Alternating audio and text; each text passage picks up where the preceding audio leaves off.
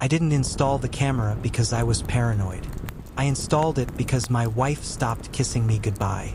That sounds small, stupid even, but when you've been married 9 years, you notice the microshifts, the pauses, the hesitations, the way someone's body angles slightly away from yours instead of toward it.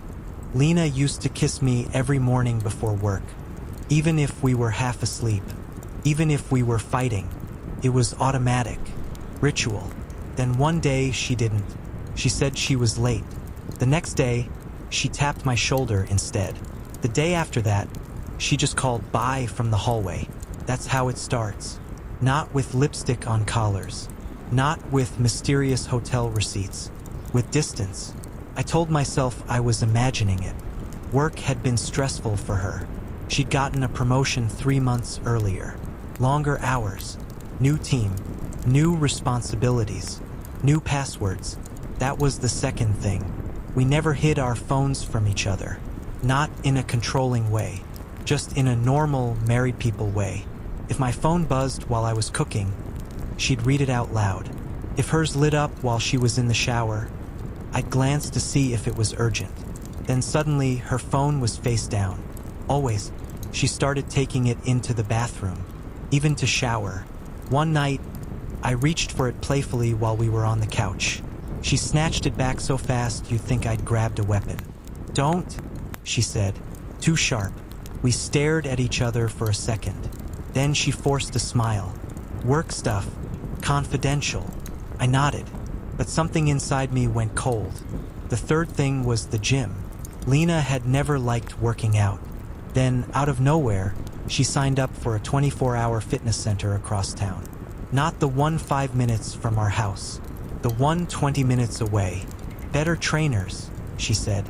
She started going at night, 9:30 p.m., to avoid crowds.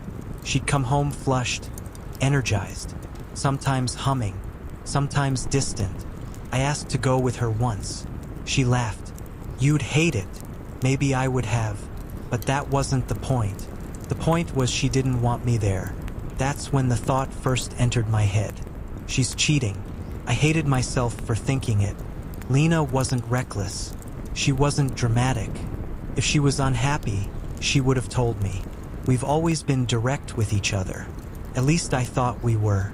The night I decided to install the camera wasn't explosive.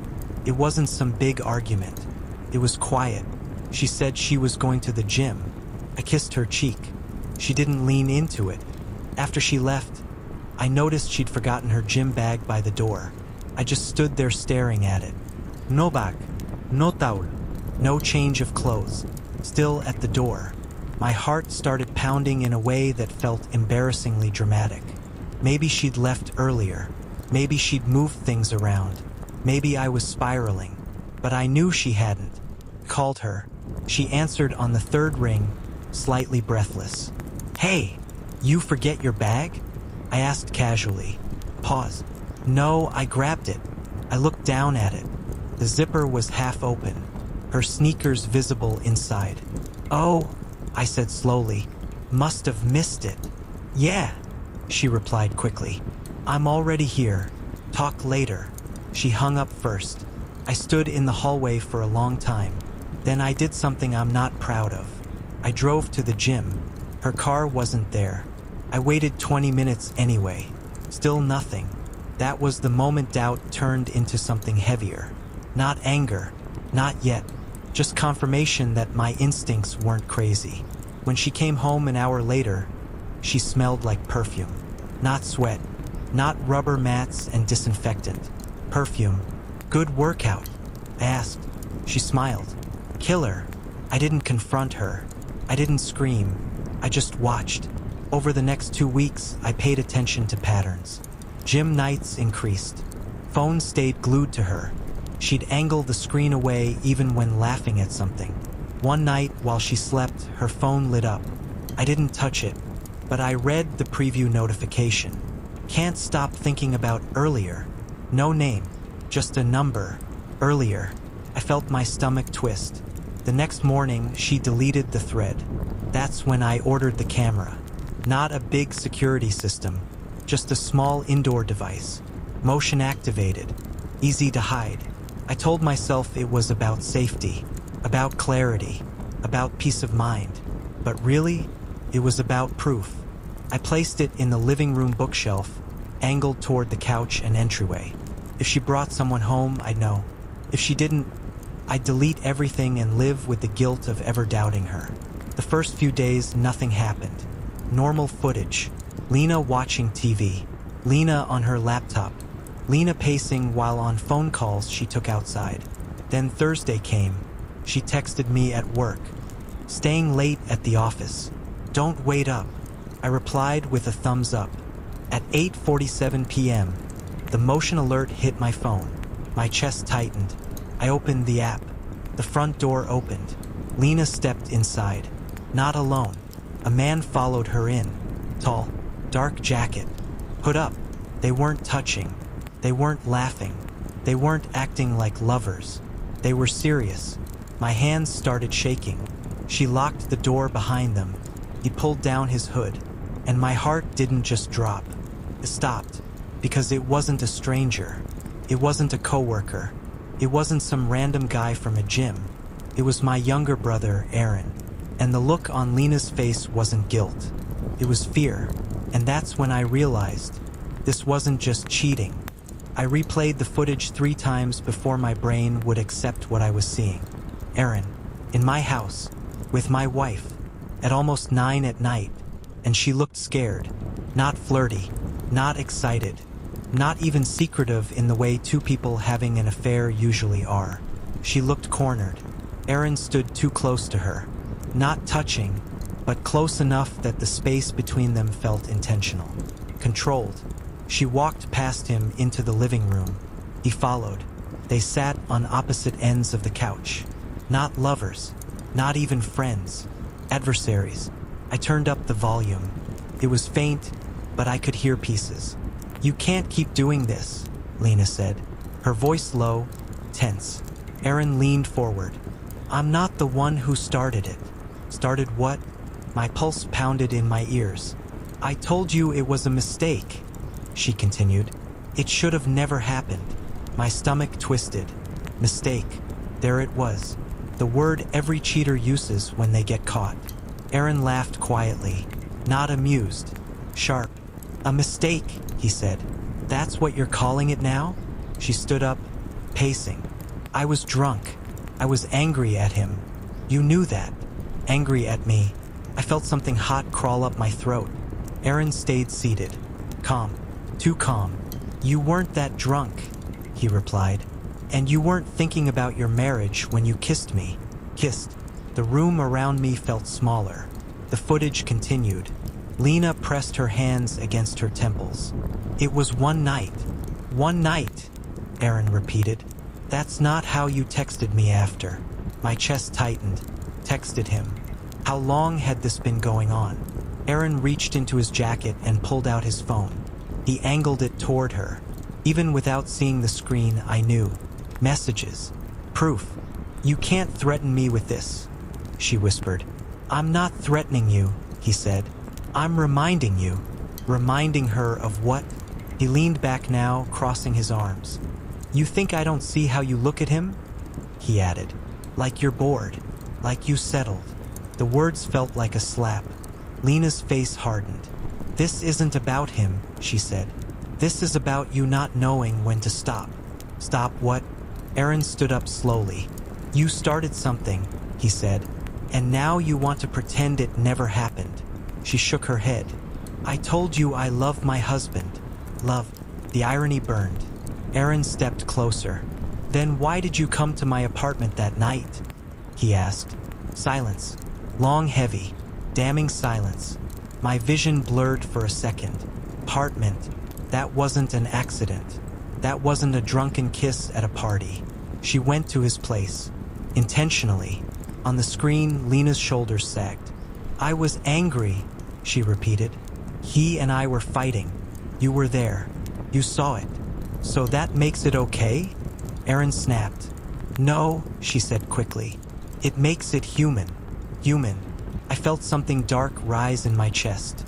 Aaron ran a hand through his hair. You don't get to just erase me, he said. You don't get to pretend it didn't mean anything. Lena looked at him with something that wasn't love. It was regret. It didn't mean what you think it did, she replied quietly. He laughed again, but this time there was bitterness in it. You begged me not to tell him. My heart stopped. Begged. Lena closed her eyes. That was before I realized how insane this is, she said. You're his brother. Yes, he is. And you knew that. Aaron's expression shifted then. Colder. You think he won't find out? He asked. My breath caught. Was that what this was? Blackmail? You wouldn't, she whispered. Wouldn't I? The air between them thickened. Aaron stepped even closer. You think he'd forgive you? He continued softly. Or would he choose blood over marriage? Blood over marriage. The phrase echoed in my head. Lena's face went pale. You're disgusting, she said. No, Aaron replied calmly. I'm hurt. Hurt, as if he were the victim. She grabbed her purse from the table. I'm done, she said. If you tell him, you destroy everything. He didn't move. Maybe it deserves to be destroyed, he answered. The footage froze there for a moment as my phone buffered. My hands were slick with sweat. When it resumed, Lena was at the door. Aaron stood in the middle of the room. Last chance, he called after her. Tell him yourself. She didn't turn around. She walked out. Aaron stayed for another 30 seconds. Alone. In my living room, he looked around slowly, then directly toward the camera's direction. My heart slammed into my ribs. For a split second, I thought he saw it. But his gaze drifted away. He left. The screen went dark. I sat there staring at nothing. My wife cheated on me, with my brother, and now my brother was threatening to expose her. But here's the part that twisted everything even further. She wasn't sneaking around for romance. She was meeting him to make it stop, to silence him, to contain it. This wasn't an ongoing affair. It was fallout. And somehow that didn't make it better. It made it messier, because now I wasn't just dealing with betrayal. I was dealing with leverage. Family leverage. The next morning, Lena kissed me goodbye, for the first time in weeks, and I almost flinched, because now I knew exactly what her lips had touched. And I knew she was living every day wondering if my brother would detonate our lives. But she didn't know something else. I already had the evidence, and now I had a choice. Confront her, confront him, or wait, because if Aaron was willing to threaten her, what else was he willing to do?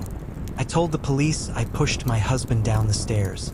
That's what the neighbors heard through the thin apartment walls at 2 in the morning.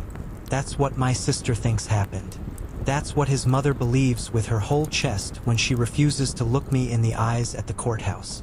But the truth is worse. I didn't push him. I just stepped out of the way. And if I hadn't found what was on his phone an hour earlier, I might have tried to save him. When you marry someone at 24, you think betrayal looks dramatic. Lipstick on collars, hotel receipts, late-night whispers you overhear from behind doors. You don't expect it to look like a shared Google Drive folder labeled investments. You don't expect it to contain screenshots of your bank account, your life insurance policy, and messages between your husband and a woman you've never met, calculating how much you'd be worth long-term. His name is Marcus, or was. We'd been married 6 years. No kids. He always said we should wait until we're stable. I thought that meant financially. Now I know he meant until I was fully insured. The night everything broke, he was in the shower. I wasn't snooping. I swear I wasn't. His phone lit up on the kitchen counter while I was cleaning up after dinner. A message preview flashed across the screen. She's still clueless. We just need patience. I don't know what made my hand reach for it. Maybe instinct. Maybe survival. His passcode hadn't changed in years. I opened the message. It wasn't just one woman. It was dozens of threads. But one stood out, saved under a man's name, Derek Jim. The profile picture wasn't a guy. It was a woman with dark red hair and sharp cheekbones. Scrolling felt like falling down a well. They weren't just sleeping together. That part almost felt small compared to the rest. They were planning, talking about how depressed I'd been lately. I hadn't. Talking about how I'd been drinking more. I barely drink. He was building a narrative, one that made me unstable, fragile, risky. There were screenshots of my prescriptions from 2 years ago when I had mild anxiety. He'd sent them to her like evidence. Then I saw it. If something happens, it won't look suspicious. She's already on record. I stopped breathing. If something happens. I read the line over and over until the words stopped making sense. He'd increased my life insurance policy 3 months ago. I remembered signing papers. He said it was smart planning. I trusted him. My hands were shaking so badly I dropped the phone on the counter. The shower turned off upstairs. I had maybe 2 minutes. I did the dumbest thing I've ever done. Instead of calling the police, instead of packing a bag, I forwarded the entire conversation thread to myself. Every message, every screenshot. Then I deleted the sent notification from his phone and put it back exactly where it was. When he came downstairs, he kissed my forehead like he always did, asked if I wanted to watch something. I looked at him and tried to see the man I married, the one who cried at our wedding, the one who held my hand when my dad died, the one who said, "I'd never hurt you," and I realized something terrifying. He wouldn't see it as hurting me. He'd see it as winning. I don't remember deciding to confront him. The words just came out. "Who's Derek?" He froze. Not dramatically, just a flicker, a half-second glitch. Guy from the gym. Red hair. His jaw tightened. "You went through my phone?" I laughed. Actually laughed. "You're planning my death." He went pale, then angry, then calm. "You're spiraling," he said softly, like I was a child. That's when I understood how deep this went. He had already rehearsed this, already prepared for the moment I might suspect something. "You've been stressed lately," he continued. "You're misinterpreting things." I pulled out my phone and showed him the screenshots I'd sent myself. The calm mask cracked. He lunged for my phone. I stepped back. "Give me that." No. "Emma, give me the damn phone." It was the first time in 6 years he'd raised his voice like that. We were standing at the base of the staircase when it happened. I remember that detail clearly. The way the hallway light cast shadows across his face. The way his eyes didn't look like his anymore. He moved toward me. Fast. I stepped back again, my heel catching the edge of the bottom stair.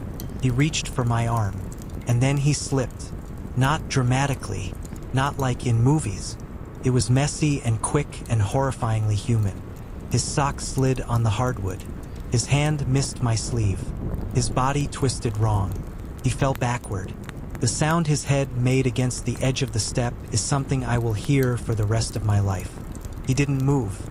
For a second, maybe longer, I just stood there. I could have called 911 immediately. I could have run to him, tried CPR, done something. Instead, I thought about the messages. If something happens, and I realized something else. If he lived, I would never be safe again. So I stood there. I watched his chest. It was still rising. Barely. I don't know how long I waited before I finally called for help. Long enough that when the paramedics arrived, they were quiet in that way professionals get when they already know. At the hospital, they asked what happened. "He slipped," I said. That was true. But when the detective pulled me aside the next morning, something inside me snapped. Because his mother was already there, crying, wailing, staring at me like I was poison. And the detective asked, "Did you push him?" And I remembered the folder, the insurance, the narrative he'd been building. If I said it was an accident, his family would own everything. They'd control the investigation. They'd paint me unstable just like he planned. So I said the only thing that felt powerful in that moment. I stepped out of the way. The detective blinked. "What?" He came at me. I moved. He fell. It wasn't a confession, but it wasn't innocence either. Now everyone thinks I'm calculating. Maybe I am, because here's the part no one knows. The woman with the red hair. She showed up at the hospital the next day. Not crying. Not shocked, just watching. And when our eyes met across the waiting room, she didn't look surprised. She looked disappointed, like the plan hadn't gone the way they intended. Marcus died that night,